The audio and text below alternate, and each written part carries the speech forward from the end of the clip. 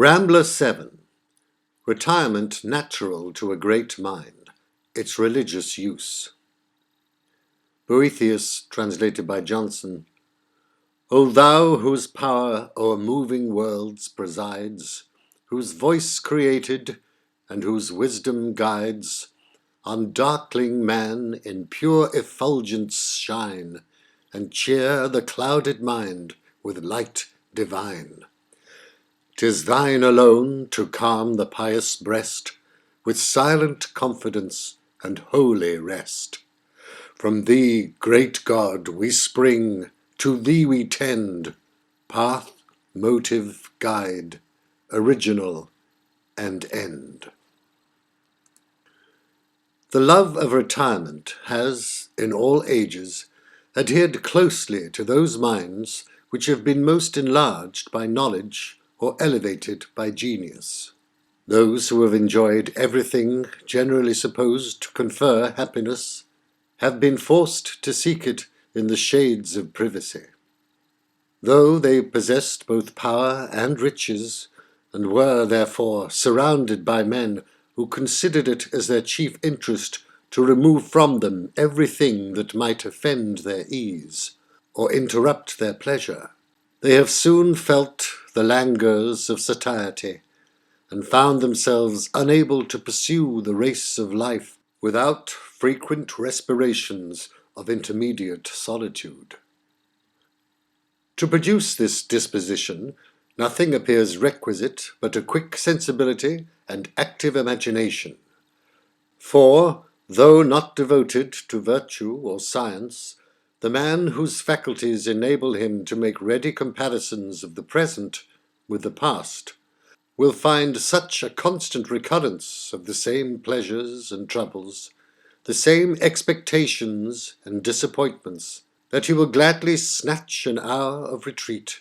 to let his thoughts expatiate at large, and seek for that variety in his own ideas which the objects of sense cannot afford him. Nor will greatness or abundance exempt him from the importunities of this desire, since, if he is born to think, he cannot restrain himself from 1,000 inquiries and speculations, which he must pursue by his own reason, and which the splendour of his condition can only hinder. For those who are most exalted above dependence or control are yet condemned to pay so large a tribute in their time to custom, ceremony, and popularity, that, according to the Greek proverb, no man in the house is more a slave than the master. When a king asked Euclid, the mathematician, whether he could not explain his art to him in a more compendious manner, he was answered that there was no royal way to geometry. Other things may be seized by might, or purchased with money, but knowledge is to be gained only by study, and study to be prosecuted only in retirement. These are some of the motives which have had the power to sequester kings and heroes from the crowds that soothed them with flatteries, or inspirited them with acclamations. But their efficacy seems confined to the higher mind, and to operate little upon the common classes of mankind, to whose conceptions the present assemblage of things is adequate, and who seldom range beyond those entertainments and vexations which solicit their attention by pressing on their senses. But there is an universal reason for some stated intervals of solitude, which the institutions of the Church call upon me now especially to mention, a reason which extends as wide as moral duty, or the hopes of divine favour in a future state, and which ought to influence all ranks of life, and all degrees of intellect, since none can imagine themselves not comprehended in its obligation, but such as determine to set their Maker at defiance by obstinate wickedness, or whose enthusiastic security of his approbation places them above external ordinances, and all human means of improvement. The great task of him who conducts his life by the precepts of religion is to make the future predominant over the present, to impress upon his mind so strong a sense of the importance of obedience to the divine will, of the value of the reward promised to virtue, and the terrors of the punishment denounced against crimes, as may overbear all the temptations which temporal hope or fear can bring in his way, and enable him to bid equal defiance to joy and sorrow, to turn away at one time from the allurements of ambition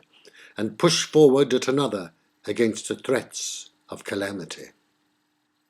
It is not without reason that the Apostle represents our passage through this stage of our existence by images drawn from the alarms and solicitude of a military life. For we are placed in such a state that almost everything about us conspires against our chief interest. We are in danger from whatever can get possession of our thoughts. All that can excite in us either pain or pleasure has a tendency to obstruct the way that leads to happiness, and either to turn us aside or retard our progress. Our senses, our appetites, and our passions are our lawful and faithful guides in most things that relate solely to this life, and therefore, by the hourly necessity of consulting them, we gradually sink into an implicit submission and habitual confidence. Every act of compliance with their motions facilitates a second compliance. Every new step towards depravity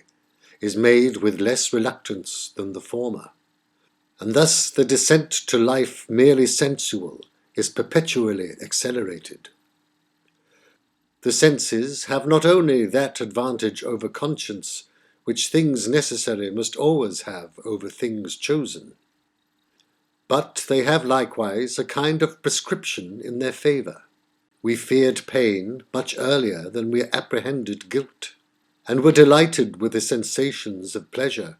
before we had capabilities to be charmed with the beauty of rectitude.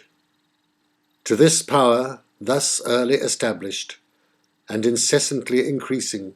it must be remembered that almost every man has, in some part of his life, added new strength by a voluntary or negligent subjection of himself. For who is there that has not instigated his appetites by indulgence, or suffered them by an unresisting neutrality to enlarge their dominion and multiply their demands? From the necessity of dispossessing the sensitive faculties of the influence which they must naturally gain by this preoccupation of the soul, arises that conflict between opposite desires in the first endeavours after a religious life,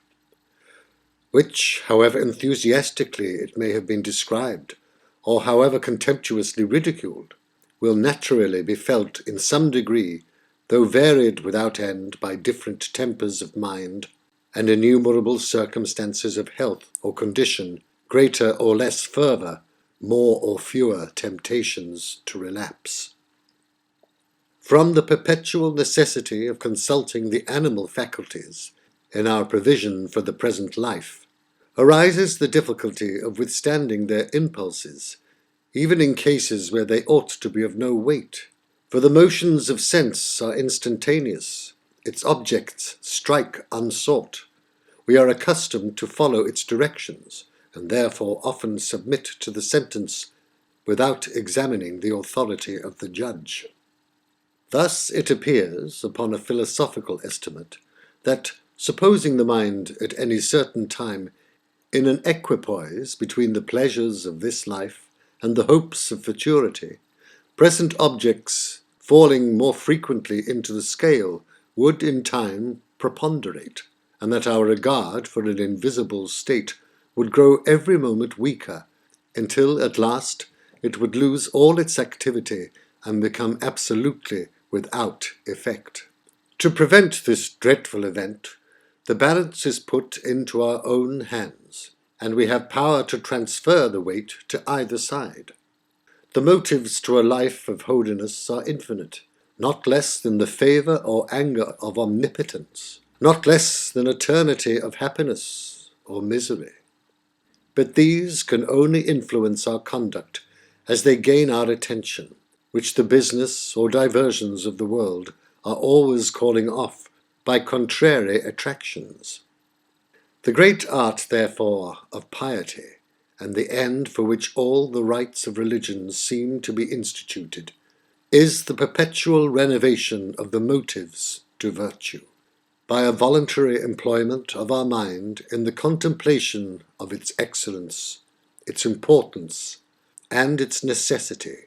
which, in proportion as they are more frequently and more willingly revolved, gain a more forcible and permanent influence, till, in time, they become the reigning ideas, the standing principles of action, and the test by which everything proposed to the judgment is rejected or approved. To facilitate this change of our affections, it is necessary that we weaken the temptations of the world by retiring at certain seasons from it, for its influence, arising only from its presence, is much lessened when it becomes the object of solitary meditation.